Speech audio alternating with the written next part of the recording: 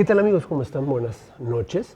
Yo soy Arturo Trejo de Crónicas de Banqueta y como cada jueves tenemos un programa de Crónicas de Banqueta Presenta y en esta ocasión, pues por fin estoy con el periodista Víctor Sánchez Baños. ¿Cómo estás, Víctor? Muy bien, ¿cómo estás? Bien, Arturo, qué bien, bien gusto aquí. saludarte. No. Y de verdad, gracias porque ya teníamos mucho tiempo queriéndolo hacer y no podíamos. Sí, por eso de las agendas, ¿verdad?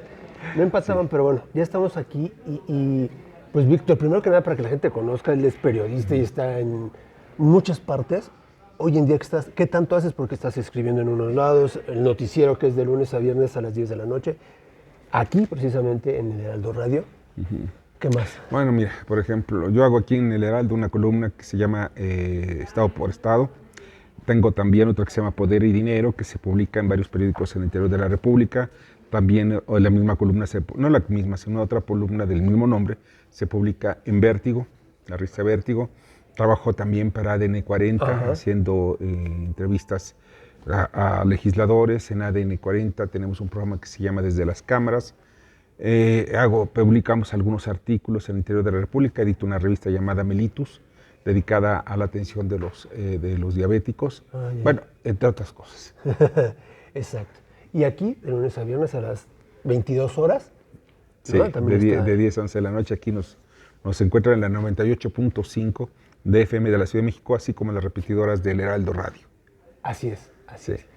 Oye, Víctor, ¿desde cuándo pues ejerces el periodismo? Mira, es una historia larga. Pero yo empecé a los 16 años escribiendo resúmenes de libros para Novedades. Tenía yo 3 libros a la semana y los redactaba, los resumía y pues los vendía yo a Novedades. En aquella época el jefe de información, quien recibía mis artículos, era Luis Bojorquez, don Luis Bojorquez, y pues era fabuloso, ¿no? Porque ya cuando me salí de ahí ya empezaban a publicarme con mi nombre. Generalmente cuando eras nuevo en un periódico nunca te publicaban tu nombre. Eras parte de la redacción. Eras parte de la redacción y tenías que hacer muchos méritos para que se publicara tu nombre. Yeah. Y después pasé a trabajar a revistas de Excelsior, cuando tenía 17 años. En aquel entonces bajo la dirección de Excelsior, de Julio Scherer, García. Claro. ¿Ves? Y el director general de la revista era Vicente Leñero. Ahí tuve muchos amigos, está Rodríguez Newman, que era el jefe de redacción, Patricia Maya, Paco Ortiz Pinchetti, en fin, todo un grupo, Manolo Robles, que formaba parte de la redacción de la revista. Y pues era divertidísimo porque ya me pagaban muchísimo más. Acá me pagaban 30 pesos Novedades y acá como 1000 y tantos pesos, o sea que ya era una lana. Sí, había bastante por diferencia. Reportaje. Fíjate. Entonces era una ¿Y entraste siempre en el ámbito cultural? No, fíjate que no. Ya cuando entré yo a revistas era haciendo reportajes de tipo social, político, económico. ¿A quién la dirigía, Revista de Revistas? Vicente Leñero. Vicente Leñero, ya. Pero también estuvo José Emilio Pacheco, ¿no? Bueno, pero estamos hablando ya fue tiempos posteriores, estuvo también Enrique Lubet, en fin. Pero en la época de Julio Scherer fue Vicente Leñero, un amigo de Julio, que estaban manejando precisamente el periódico y esto les dio grandes ventajas, ¿ves? Ya.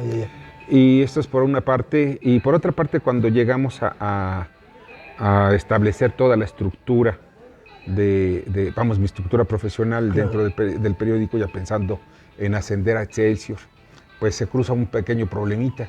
¿En pues, el 71? En Excelsior, en 1976. En junio del 76, el 7 de junio, el Día de la Libertad de Prensa, es cuando llega un grupo de gentes encabezados por Regino Díaz Redondo y dan el famoso golpe Excelsior y sacan de la dirección a Julio Scherer García, a Rodríguez Toro, que era el gerente general, y a todos los miembros directivos de aquella época de la cooperativa. Yo para aquel entonces ya había ingresado a trabajar a Ovaciones. Ovaciones era un periódico en aquel entonces que se distinguía muchísimo por tener un vespertino de un gran tiraje. Era impresionante. ¿Qué página hacía ese gran tiraje? La página 3. Sí. ¿Por qué? Porque salían las chicas en toples. Y eran divertidísimas. En fin, eso es lo que pasó en Ovaciones.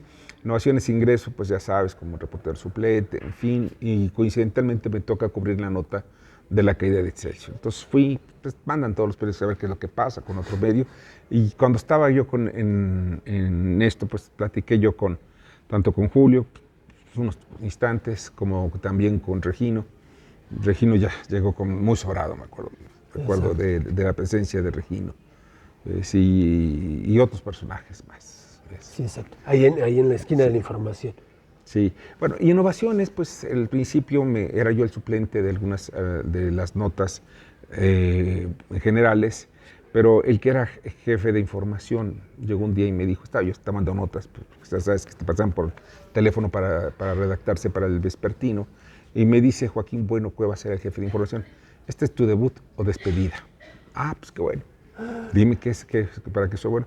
Dice, a las 12, y eran exactamente 5 para las 12, ¿no? A las 12 se va a llevar a cabo una reunión que encabezaba el entonces presidente Luis Echeverría en Paseo de la Reforma para inaugurar una estatua de Simón Bolívar, que todavía está ahí en el Paseo de la Reforma a la altura del eje 1 norte, por ahí más o menos. Y dice, ve y tú tienes que sacar la nota y entrevistas. Y veo a las 12, bueno, pues no tenía yo coche, entonces ya sabes, conseguí un taxi, llegué y pues no había notas. No, más bien no es que no hubiera notas, ya estaban levantando las vallas, ya se iban todos porque llegué como 1:45. Y no era a las 12, era más temprano. Bueno, yo creo que dije, esto es, ni modo, ya se me acabó Pero reportero, con suerte, es reportero. Sí. Y voy caminando, pues había yo comunicarme al periódico para decir que no tenía nada de información. Tomo el teléfono y llego a una tiendita, un estanquillo, y ya estaba un reportero de la W Radio transmitiendo en ese momento su información. Y yo le digo, oye, ¿me das oportunidad de apuntar los datos? Bueno, eso que quieres. Pues apunté. Terminó de pasar su nota y yo tomé la misma línea telefónica y mando la nota a Ovaciones. Fue la nota principal, obviamente no me la firmaron. Ajá. Y bueno, pues yo me sentía como pavo real, ¿no? Mi primera misión la había cumplido. Y llego en la tarde al periódico y me dice el jefe de información, dice, pues es la despedida, man. Dije, ¿y ahora por qué? Pues te había dicho que era debut de despedida, si no tenías la nota, pues adiós. Digo, es la nota principal. No, pero cuando tú la mandaste, sí, yo la mandé. Yo la puse. Bueno, entonces repítelo para la mañana. Y así fue como empezaba yo en el diarismo. Después pasa el tiempo y hago mi primera columna, una primera columna política, tenía, te digo, 18 años, que se llamaba Nuestro Hombre en Coyoacán. Fue después de las elecciones, era la casa del presidente, bueno, las oficinas del presidente electo, en aquel entonces José López Portillo, en Moctezuma 114, allá en Coyoacán. Entonces, bueno, pues ya llegas ahí, estás tomando notas, entonces yo me robaba varias notas. ¿Por qué? Dame permiso, porque nos tenían en la calle, porque siempre ha sido la gente del poder. Los presidentes y todos ellos desprecian a la prensa. Y la están manteniendo ahí en la calle, siéntense en la puerta, y como si fuéramos ahí limosneros. Así se comportaba López Portillo, y pues ahí a esperar, ¿no? Pues dame chance de pasar. Pues, bueno, ya sabes que del Estado Mayor Presidencial en aquel entonces, sí, pásale. Entonces estaba yo que pasé y estoy escuchando un discurso que estaba dando López Portillo, en donde rompía ya sus relaciones con el entonces presidente Luis Echeverría, diciendo de que esto se va a cambiar, y para que alguien rompiera relaciones con el presidente anterior en el antiguo protocolo periodista era imposible. Claro. Bueno, después de eso fue mi primera columna. Después de eso, después de ganar varias notas, pues me mandan como reportero, porque me dijo el que era director de la segunda edición de Ovaciones, era Jorge López Antúnez, un torero, el excelente cabezador, de las grandes cabezas de los vespertinos en México y del mundo, porque con una sola palabra podía darle la vuelta al mundo, ¿no? Era una palabra que fue, por ejemplo, el nieto, refiriéndose que fue el nieto el que asesinó a los abuelos. En aquel entonces fueron los Flores Muñoz, el matrimonio Flores Muñoz, que fue asesinado a machetazos por el nieto, Gilberto Flores Izquierdo. Bueno, pues ese es un tema, que digo, el nieto es suficiente para entenderlo. El otro fue Olé, después de que se establecen relaciones diplomáticas con México y España. En fin, era el maestro de cabecero. Entonces me mandan en la fuente policíaca, y yo dije, ¿por qué me castigan? ¿No?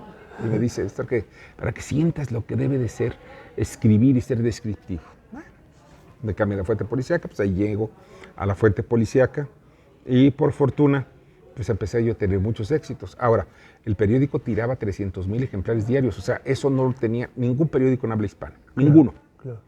El que más era 50,000, que era Excelsior. Después llegó Reforma en los tiempos modernos, decía que eran 100,000. No es cierto, nunca llegaron a 100,000 ejemplares. Entonces, que verificado por el Instituto Verificador. Bueno, ya sabes que el Instituto, ya sabes cómo era. Entonces, la verdad era otra. Sí. Los medios no tenían el tiraje que tenían, en ese caso, Ovaciones. El segundo, ¿sabes cuál era el segundo lugar? Lo tenía esto, que era precisamente deportivo. Deportivo. Esto. Y en tercer lugar estaba La Prensa, que era también una nota policial. Dice lo que otros callan. El que decía. Exacto. Con Regino Díaz. Excelsior. Eso no, y en Ovaciones era Fernando González Parra. No, en La Prensa. No, en La Prensa no, estaba Mario Santaella, era el dueño de La Prensa, fundamentalmente, sí. Que estos medios que en realidad eran estos tirajes enormes, y ahora el mundo ha cambiado, digo, te tocó de lo análogo a lo digital, donde tu público es ahora más reducido, ¿no? No, fíjate que no es reducido el público, al contrario. Pero más selecto. No, fíjate que pasan muchas cosas.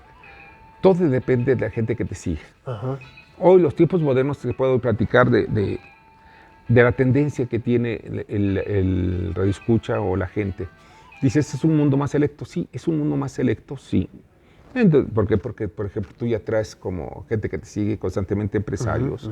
Por una parte, te siguen pues los políticos. Hoy, con mi columna de Estado por Estado, pues gobernadores, alcaldes y toda la clase política, presidentes municipales, te digo. También están los senadores, diputados locales y federales. Todo esto es lo que está pasando alrededor de mi columna. Pero ¿qué es lo que estamos viendo hoy? Es una reconfiguración de los medios de comunicación, y la reconfiguración está yéndose más a todo lo que son las plataformas pues, de redes sociales por una parte, y otras que están montadas sobre los mismos periódicos, pero dentro de una plataforma en web. Y eso está generando cambios significativos. Hace unos meses hice un análisis de quiénes eran mis lectores fundamentalmente, y pues yo me estoy dando cuenta que sí son lectores que se les establece A y B. A y B dentro de las categorías de la publicidad establecen de los de más alto poder adquisitivo, y eso no significa que tenga yo que estar en contra de los demás. Sí, no. Cuando yo critico al gobierno de Andrés Manuel López Obrador, no es por ese motivo.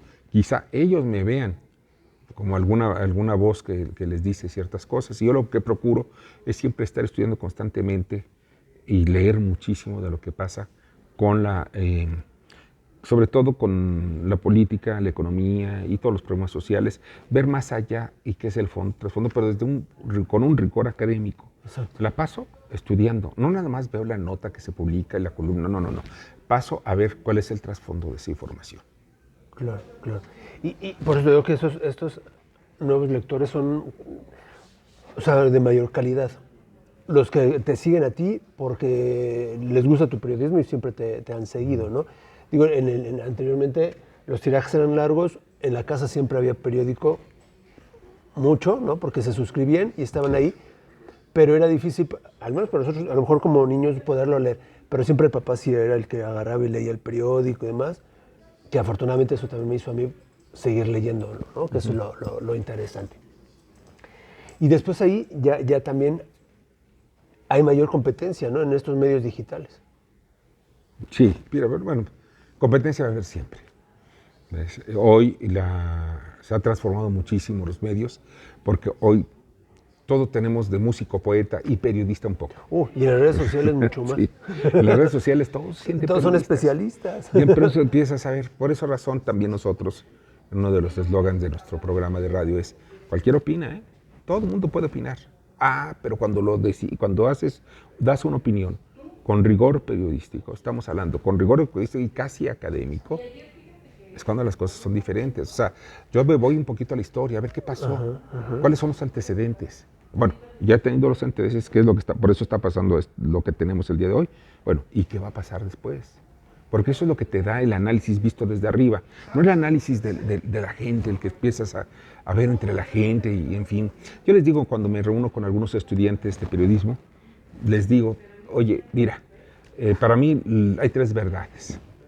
La verdad que todo mundo tiene, que tiene el 99.99% de la población, la verdad de los actores, o sea, una cosa es estar en el público y otra cosa es estar en el entarimado, y la verdad de las verdades, que es la neta, ¿ves? Y esa verdad es la que lo ven simplemente los estudiosos. Yo hago mucho esta referencia de que en el pasado, en los tiempos prehistóricos, quizá hay antecedentes, mientras los antropólogos modernos andan diciendo, no, mira, ¿sabes que tiene 30.000, 40.000 años la presencia del ser humano en el planeta? No, tenemos muchísimo más, hay muchos antecedentes, hemos visto mucho. 100, 200.000 años, tranquilamente.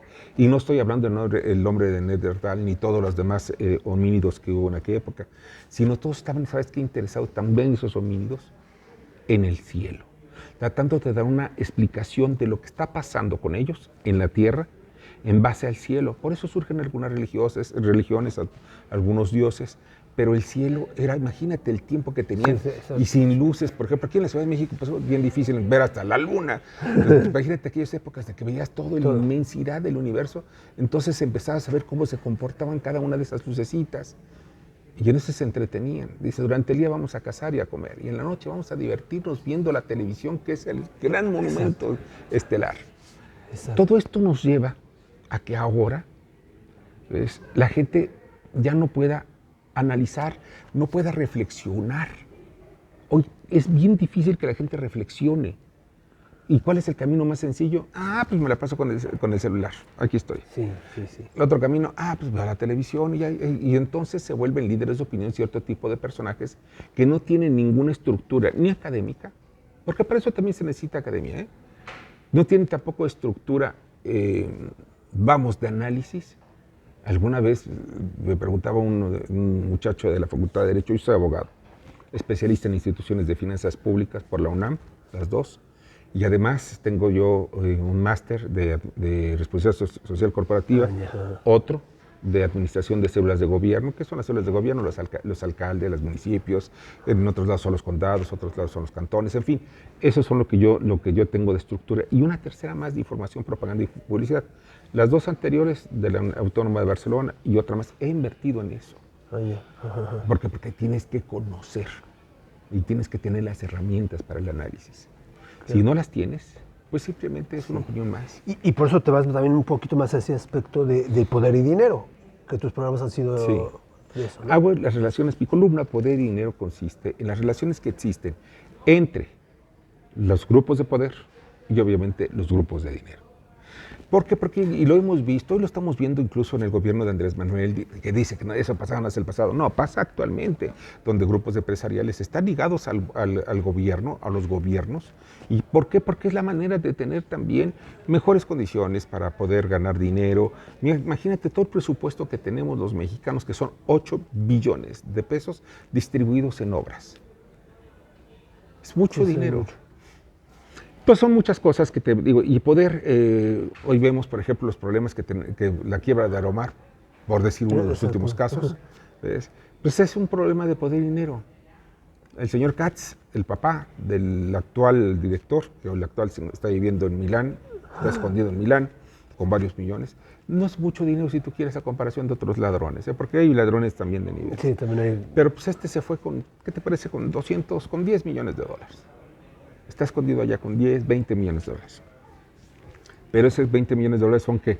Son impuestos, son los salarios de los trabajadores, son TUA, por ejemplo, una de las cuestiones más importantes, el TUA sin impuesto de uso de aeropuertos. Y otro de los factores es la deuda que tiene con los aeropuertos, de combustible, los slots, el uso de las instalaciones. ¿Sí? Bueno, eso es el poder y el dinero juntos. Exacto. Ahí en este cambio, en este paso que tienes como periodista, y aparte, y a eso a lo que iba también porque también estudiaste ahí Derecho y demás, pero el tiempo se ha cambiado drásticamente o ves que con esto de las redes sociales pues es más directo, ¿no? El que te tiren o estén contigo. Y antes, que siempre se dicen, es que ya existía pero no había cómo decirlo. ¿O era más tranquilo todavía? No, es porque te voy a decir algo, no porque diga yo los tiempos anteriores fueron mejores, el tiempo pasado fue mejor, no. Los tiempos hay que acomodarse a los tiempos, nada más, son tiempos diferentes. Y cuando vemos que hoy vemos más impreparación, a pesar de que hay muchos jóvenes que están saliendo de las universidades, hay un promedio de 1,000 egresados de las universidades en materia de periodismo. Y pues, mira, yo fui también líder sindical, fui secretario del Interior del Sindicato Nacional de Redactores de la Prensa, allá también en los 80s, y secretario general del sindicato en Ovaciones. Odié el sindicalismo, se los digo, o lo odié. ¿Por qué? Porque nada más llegaban, yo quería ser periodista, yo no quería ser líder sindical, yo como periodista, ¿qué quería? Pues quería estar precisamente en la noticia, no estar a un lado sentado en un escritorio a ver a ver cómo cobramos las cuotas sindicales, que para mí eso es algo que lo detesto. Bueno, pero en fin, lo tuve que hacer porque la gente me lo pedía. Pero ¿qué es lo que había atrás de todo esto? Trataba yo de buscar que la gente se preparara. Yo ya le hice un convenio con el IFAL para que la gente estudiara francés, otro que hice yo con una de estas empresas dedicadas a dar cursos de inglés, pues para lo mismo. Desafortunadamente la gente no estaba preocupada por aprender. Otro hice yo dentro del sindicato, pues busqué a través de la UNAM y a través de la Universidad de Austin, que es una de las universidades más importantes dedicadas al periodismo, pues que también tuvieran cursos. Claro. ¿Sabes cuántos pidieron asistir? 0. Ni uno. Dices, pues estamos desperdiciando. Pero la gente lo que quería era vivir el día, lo que quería en la noche era echarse un trago, las presiones, lo que sea. ¿Qué era lo más importante? Necesitamos hoy es preparar a los nuevos batallones de periodistas que sean más conscientes hacia dónde queremos ir para la información. Vamos a ir a una crítica, vamos a hacer un periodismo crítico, ¿vale? ¿Va a ser un periodismo superficial? Pues también vale, porque mucha gente lo quiere. ¿Va a ser un periodismo de fondo? También.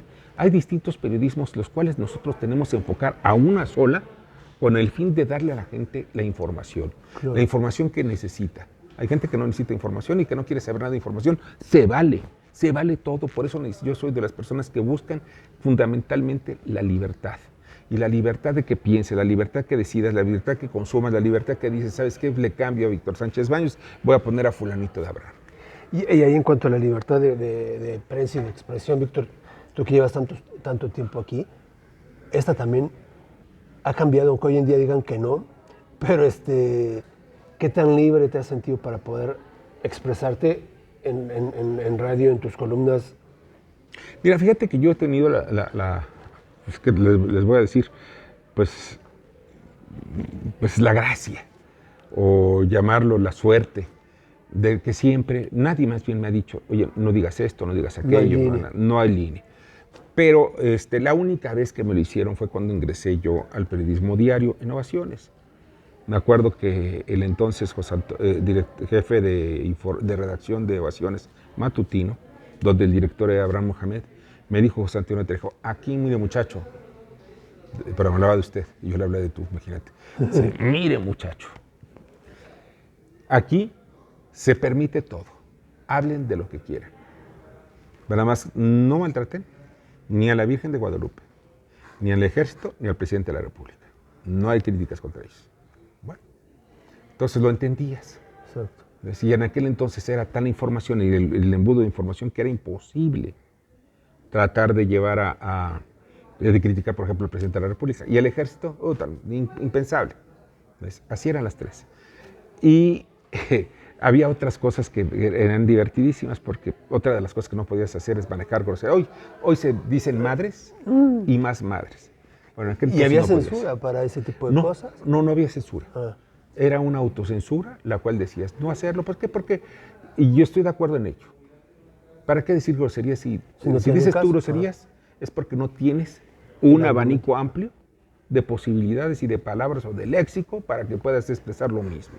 O sea, no tienes sinónimos. Y si no, pues cómprate uno. Es lo que se dice. Ahora, lo entiendo. Pues a mí también se me zafan las madres, ¿no? Y las mentadas, y sí, pues dan ganas de mentarle la madre a alguien que hace algo que hace daño a la sociedad. Pues claro.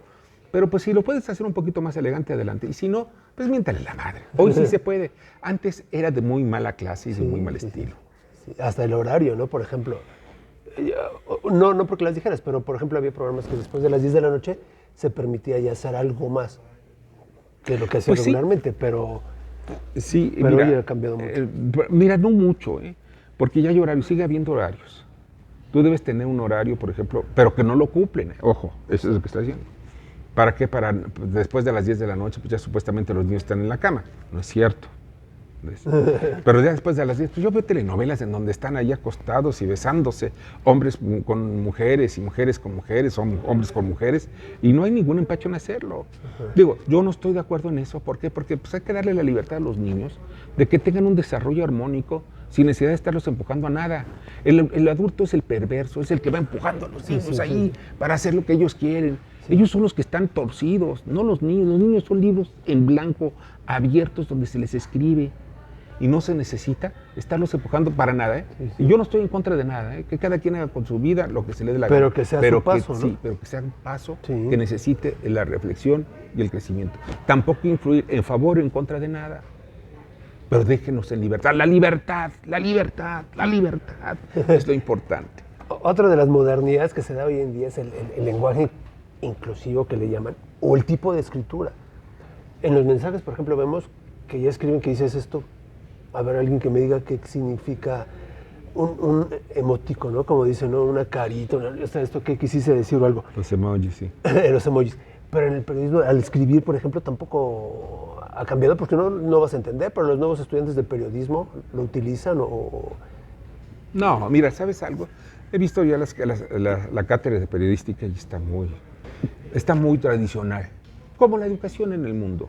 Hoy todavía tenemos los mismos sistemas de educación que hace 300 años, o cuando menos 250 años, no mucho. ¿Qué es la educación de aquella época? Lo mismo que ahora. Van, toman sus clases y el maestro los califica a los niños. Espérame, no se ha entendido todavía que los exámenes que se hacen a los alumnos no son para medir al alumno, son para medir al maestro. Ahí es que se debe medir el maestro. ¿Y qué se debe medir? También el nivel de aprovechamiento. Sí, exacto. Desafortunadamente está tan confundida la educación en el mundo, no nada más en México, en donde duele cómo los niños los están transformando. Cuando dices, oye, pues al niño, ¿qué le vamos a tener que dar? Pues primero las herramientas de convivencia. Mira, yo te lo digo porque hoy sí tengo muchos amigos, gracias a Dios, tengo muchos amigos, pero cuando yo era niño me costaba trabajo tener amigos. ¿Por qué? Porque pues, como no era yo muy ágil para correr, o sea, bueno, estaba yo normal, no tenía ningún problema, pero pues era medio tontón, andaba yo de que los encantados, ya sabes que se empiezan, ¿no? A ver los equipos. Y entonces están los chavos, a ver, los dos chavos que son los líderes. A ver, a fulanito, a Pedro, a Joaquín, a quien tú quieras, ¿no? Y de pronto, y entonces yo sacando la cabeza así, ¿qué pasa? A ver si me decían, a ver si Víctor se aparecía ahí. Y después al último, bueno, y te quedas con Víctor. Entonces dices, bueno, pero a mí me valía y nada más por jugar. Me era difícil, ¿ves? ¿Pero por qué? Porque yo no tenía herramientas de convivencia. Entonces mi padre me ayudaba, mi madre, mi abuelo, mis abuelos. Entonces ya sabes que pues este es el camino para convivir, acércate. Y no importa que te rechacen la primera. Yo, ya cumpliendo incluso 10 años, formaba parte de un equipo de fútbol que se jugaba cerca de mi casa. Estaba muy cerca de unas canchas de fútbol y era el equipo de Guadalajara. Yo era el jugador clave. Iban y me buscaban a la puerta de mi casa. Oh, yo me sentía orgulloso. Aunque yo sabía perfectamente cuál era el motivo. Que sin mí, perdían por default. O cuando dicen, bueno, vete Arturo y que se vaya de portero. Sí, de portero. No, fíjate, ojalá, ¿no? Pero ya tenías el espacio. ¿Ves? No, a mí sí. Y además era tan malo que yo podía patear la pelota y darle 2 vueltas, 20 patadas y no les soltaba ni el polo a la pelota. Eso es lo que te digo, son las habilidades que tienen que irse desarrollando en los niños. ¿Cómo? Jugando. No jueguen los niños, ¿cómo no? Es la manera de aprender. En fin, tenemos que hacer una revolución educativa. Si no hacemos la revolución educativa, el país y México y la humanidad va a seguir para abajo. Va a perder, por ejemplo, nos quitaron con Ernesto Zedillo, y este gobierno los sigue estableciendo, nos quitaron una materia fundamental que es civismo. Bueno, nos quitaron muchas, como geografía, historia, en fin, pero el civismo. ¿Cómo relacionarnos? ¿Cómo te voy a respetar? Hoy está viendo, por ejemplo, que los delincuentes en una parte se sienten orgullosos por ser igualitos a los narcos. Una ocasión encontré en un aeropuerto de Hermosillo un cuate, ¿ves? Hasta con un niño. El niño traía hasta la funda de pistola, obviamente, pistola de juguete, pero traía pistola, con su sombrerote y su chamarra y una hebilla igualita que la del papá. Pues con una S, no sé pues, el nombre que haya tenido el niño, o por Sonora, no tengo ni idea, pero ahí es la hebillota. Entonces, ¿qué son aspiracionales a lo que es la delincuencia? ¿Cómo puede ser que, por ejemplo, antes tú decías, yo quiero ser como mi papá, o como, pero que se dedicaba a trabajar o a hacer otra cosa? Claro. Yo quiero ser abogado, quiero ser maestro. Quiero ser bombero, policía. Exacto, siempre era lo del niño. Pero ahora, ¿cómo es posible que puedas decir, yo quiero ser como él, porque tiene mucho dinero y se dedica a... Y ahí están los medios. Ilegales. Arturo, ahí están los medios. Son los que están influyendo precisamente en eso. Sí. Las series, las películas, claro. Todo este tipo Oye, de cuando cosas. dices, ay, caray, mira las viejototototas que traen, mira los cochototototes que tienen, mira los departamentos, viajan por el mundo, viajan en avión privado. Pues eso es lo que dices, oye, pues son aspiracionales, ¿eh? Sí. Totalmente aspiracional. Aunque no quiera el gobierno que sean aspiracionales los mexicanos, sí, es aspiracional. Los relojotes, las joyas, el dinero, pues óyeme, pues claro. Dices, oye, prefiero ser rico 2 años, aunque me maten, a pobre. Sí. Y voy a utilizar la palabra. Mi vida. Sí, el resto de mi vida, ¿no? Pues, sí, exacto. Y no yo, sino toda mi familia. Y por eso empiezan también ahora, a los 14, 15 años, ves que ya están dentro de la delincuencia o del crimen organizado. Sí, esos son 2 factores. Uno es la leva. Como en la Revolución Mexicana, los levantan, llegan a un pueblo y levantan a los chavos. Los secuestran, se los llevan. Por eso muchas poblaciones se están llevando a sus niños para que no tengan el problema de la leva de la delincuencia organizada. Y por otra parte, esto es también lo importante, por otra parte, pues es la necesidad de comer. Hoy hay regiones en donde están precisamente sentados los grupos de delincuencia organizada, donde lo más importante es comer. Oye, ¿cuánto crees que les pueda pagar? 4,000 pesos un criminal para que los sirva. Ok, 4,000 pesos para ellos les salva la vida. Oye, es porque mira, que con las becas que da el gobierno, las becas sirven para nada. ¿Por qué? Porque están dados con fines políticos y a sus gentes, a sus clientes electorales. No están dándolas. Ahora sí, vamos a que todos los niños tengan una beca para comer. Que no falte, que vaya todo niño, vaya comido a la escuela. Y si no comieron en su casa, pues tener también comederos gratuitos. Claro. Pero en México no debe haber hambre. Pero sin embargo los políticos están más preocupados en andar regalando y comprando votos. Sí, asegurando el voto. Comiendo es el primer paso. El primer paso es alimentar a la gente. Segundo paso es educarlo. Tercer paso es darles salud. Cuarto paso es proyectarles y darles oportunidades. Y de ahí para adelante tendremos una nación donde no necesitaremos largarnos a Estados Unidos para poder desarrollarnos. Exacto. Y que no sea el sueño americano. Que conste, mira, yo estoy haciendo el análisis y digo cómo puede resultar. O sea, cómo se puede, qué soluciones se pueden dar. Desafortunadamente ni en el gobierno hacen lo mismo porque no ven más allá de sus narices. Sí, narices, y en plural. Sí. Aunque esté mal dicho. y en esto, pues es en todos y todos los tiempos y de todos los colores. Sí, todos los políticos son iguales. Lo único que los hace diferente es el momento en que están en el poder. Pero son igualitos. Un día son azules y el otro día son verdes y el otro día son guindas. Sí. Unos son más cínicos que otros, pero son la misma. ¿Unos roban menos? No, eso de que roban menos y roban poquito. No, porque no tienen oportunidad para robar más, pero si los ponen donde hay más dinero, tiempo, roban más. ¿No? Sí. No, dice nada más dame más tiempo. Dame más tiempo o ponme donde hay más. ¿Ves? Como el dicho, ¿no? Dice, no me pongas... ¿Qué? No me des trabajo, ponme donde hay nada más. Y esto es bien que encuentran donde hay. Por eso se están brincando como chapulines de un partido a otro. ¿Para qué? Para ver dónde es donde roban más. Sí. Pues así es la historia. Oye, pero Víctor, y ya después de todo esto que así es nuestro México, también hay satisfacciones grandes, ¿no? Que se lleva que te llevas con el periodismo. No, he tenido muchísimas. Es más, si vuelvo a ser periodista. ¿Sí? Es mi oficio, lo amo.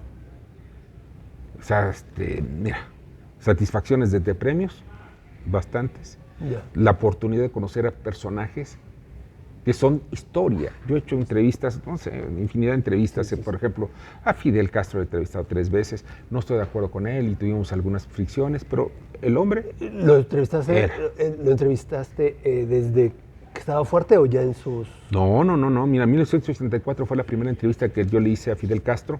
Yo visitaba porque yo en aquel entonces iba como representante de México, de las juventudes de los periodistas jóvenes, en la Organización Internacional de Periodistas, en una convención que iba a haber en Praga. Entonces, pues se invitaba el gobierno ruso a través de la agencia, no, creo que era la agencia Novosti. Entonces, yo viajé a México, La Habana. En La Habana tuvimos una cena con Fidel Castro y ahí fue donde lo entrevisté, para ovaciones. La segunda, después de ahí viajé, porque ahí ya sabes que son aviones Ilyushin o no sé cuáles que tenía Cubana de Aviación. Llegabas de ahí al aeropuerto de Gander está en Terranova, de Gander a Bruselas y de Bruselas a Praga y de Praga pasabas a Sofía, que fue en Sofía donde era la reunión. Ya después estuve un rato en Moscú, Moscú de la Unión Soviética.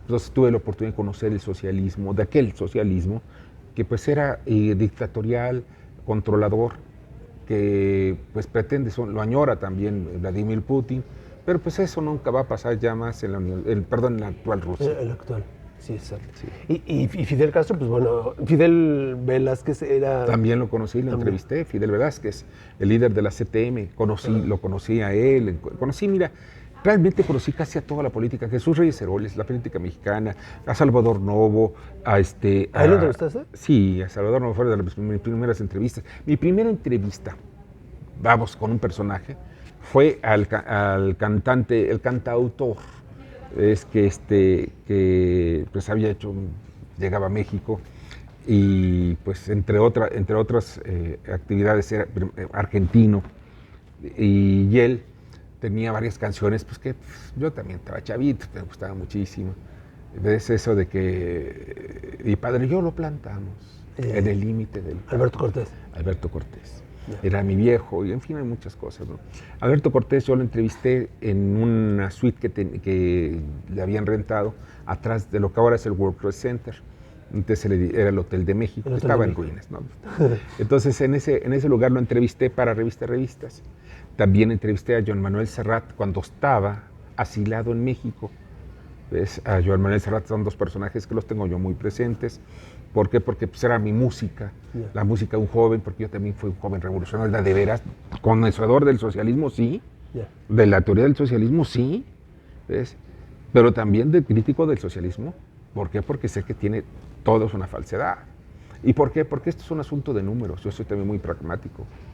Las ideologías son un asunto de números. Dices, oye, ¿cómo de números? Sí, las ideologías políticas y económicas. Primero, pues hay nada más un pastel de 10 pedazos y lo tenemos que repartir entre hoy 130 millones de mexicanos. Pues tenemos que hacerlo con justicia, sí. Oye, que hay que acabar con estos grandes, el gran abismo que existe entre los muy, muy ricos y los muy, muy pobres. No es que acabarlo, simplemente hay que buscar el punto medio. El muy, muy, muy rico, porque yo te voy a ser franco, una vez platicando con Carlos Slim, otro de los personajes que he conocido y que me llevo muy bien. Entonces, Carlos Slim, un día le dije, oye, ¿con cuánto vives? Dime, ¿cuánto es lo que gastas? Dime, ya, tú eres el hombre más rico del mundo. ¿Con cuánto vives? Se quedó, pero la verdad, fíjate, mis gastos son de 200,000 pesos mensuales. Un hombre que tenía 81,000 millones de dólares, con 200,000 pesos mensuales. ¿Cuántos son 200,000 pesos mensuales? Hoy son $10,000. Compara, $1,000,000 no se lo acaba él en su vida. Sí, exacto. No. O sea, estamos hablando de esas... Entonces, por eso, eso es importante, ir buscando acabar con esos grandes precipicios que hay entre el más rico y el más pobre. Y estamos hablando en el mundo. Hay cuates que tienen 5 yates de decenas de millones de dólares. Oye, yo que tiene más 2 patitas, ¿no? Ni modo que pongan la patita en un yate y en la patita en otro, ¿no? Sí. Pero, en fin, son varias cosas que hay que ir reflexionando. Y que me la paso yo, ya sabes, en mis horas de reflexión, estoy pensando a ver qué pasa. Entre a bien quién me friego en la próxima columna. y cosas que pasan en la vida cotidiana. Exacto. Oye, me la paso yo hablando mucho, ¿sí te das cuenta? No, tú síguele. Y pues bueno, también un poco porque ya está acabando el tiempo ahí. Hace 2 años yo entré contigo en MBS, que estábamos primero sí, ahí. Así es. Lo cual agradezco también pues, por la parte de la producción. No, te agradezco a ti por tus colaboraciones. Son pero por aceptarme pues, con esta pequeña cápsula cada viernes. Y ahí estamos, ¿no? También un poco agradecerte esa... No, nada que agradecer, al contrario, el agradecido soy yo. Y seguirle, porque de MBS pues ahora nos pasamos aquí al Heraldo y a donde vayamos o donde nos manden. Sí, eso sí, ahí estarás con nosotros. Y hacías ahí esta comparación, por ejemplo, quien pueda vivir con 200,000 pesos, pero ahí creo que gente que vive con 200 pesos siempre en la bolsa, ¿no? Los mismos. No los cambia. Y no los cambia. No los cambia. Pues sí debe de haber. Pero mira, te voy a decir algo. Cuando la economía, porque una de las áreas que yo manejo es la económica, yo sí creo que las desigualdades deben acabar, nada más. Pero como te decía yo hace unos minutos, es muy importante, por ejemplo, empezar con las futuras generaciones a que no sepan lo que es el dolor en el estómago por hambre. Que no sepan de que ya van caminando y no saben ni a dónde ir. ¿Por qué? Porque su cerebro no tiene los nutrimentos suficientes para que puedan lograr por lo menos entender lo que está en la escuela. Claro. Que los maestros no lleguen a las escuelas con otro hoyo en el estómago por no comer. Que puedan ir hasta el más recóndito lugar, la ranchería más lejana de las poblaciones para dar clases. Y que siempre haya algo en el estómago. Primero. Segundo, darle dignidad a los seres humanos en nuestro país. La política nos ha hecho trizas, y lo digo, y tú lo sabes muy bien porque tú analizas también la historia, Arturo, en donde hemos visto a través de los tiempos, a los últimos 2 siglos, estoy hablando del siglo XIX, el XX y obviamente, en donde la gente, los políticos, ¿qué se dedicaban? Estaban peleados entre ellos. Sí. A ver, ¿cómo me quedo con el poder y la lana? ¿Cómo saqueo aquí? ¿Cómo le robo la hacienda a fulanito de tal? La Revolución Mexicana, la gran Revolución Mexicana. ¿Y qué fue lo que pasó? Llegaron los militares, se quedaron con las propiedades de los anteriores hacendados, y los hacendados se habían quedado con las propiedades de la época virreinal, de los grupos de españoles a los cuales les despojaron de sus propiedades que estaban en México. Por eso era la bandera de Hidalgo, fueron los guachupines, los españoles. ¿Por qué? Porque ellos habían, aunque eran hijos de españoles, eran criollos. Entonces, y muchos más eran mestizos, o sea que tenían la raza blanca y otras razas indígenas y negras, pero traían esa bandera, peleándonos por eso, en lugar de que todos jalemos para un solo lado. Por eso a mí me molesta el discurso político actual, en donde dicen, no, ¿saben qué? Que los conservadores y los liberales, no me digas eso. Todos somos mexicanos y todos amamos a nuestro país y nosotros queremos que se desarrolle, porque este país aquí es donde vivimos, claro. Vive mi familia, viven mis amigos, vivo yo. Sí, y hay que jalar parejo, jalemos parejos. Pues todos. Sí, para un solo lado, no cada uno para otro, o sea, porque parece que la jarreta uno lo jala por un lado, otro para otro, y otros 2 más que se parecen por ahí para ver qué sacan, lo jalan para otros lados. Claro. Bueno, Víctor, gracias por esta charla. Y pues por el tiempo y porque por fin se pudo hacer. Sí, por fin lo podemos encontrar aquí en tu espacio. Y muchas gracias. Y no se olviden, aquí, pues bueno, si te quieren oír, en el 98.5 de lunes a viernes a las 10 de la noche. Así, ahí estamos. Menos los jueves. Menos los jueves. De lunes a viernes, excepto los jueves, de 10 a 11 de la noche, 98.5 del cuadrante de la Ciudad de México, o el Heraldo Radio, heraldodemexico.com.mx, y ahí nos pueden escuchar también. Exacto, y que te lean también en Heraldo, claro. En la revista Vértigo. La revista Vértigo, hay un montón de lugares. Y en ADN 40. Sí. Miren, usted nada más ponga en Google Víctor Sánchez Baños y ahí aparece. Exacto, y para que te sigan, y aquí estamos. Gracias, Vic. No, gracias a ti, Arturo. Te agradezco muchísimo. Nos vemos nosotros la próxima semana con otro programa más de Crónicas Banqueta Presenta. Hasta pronto.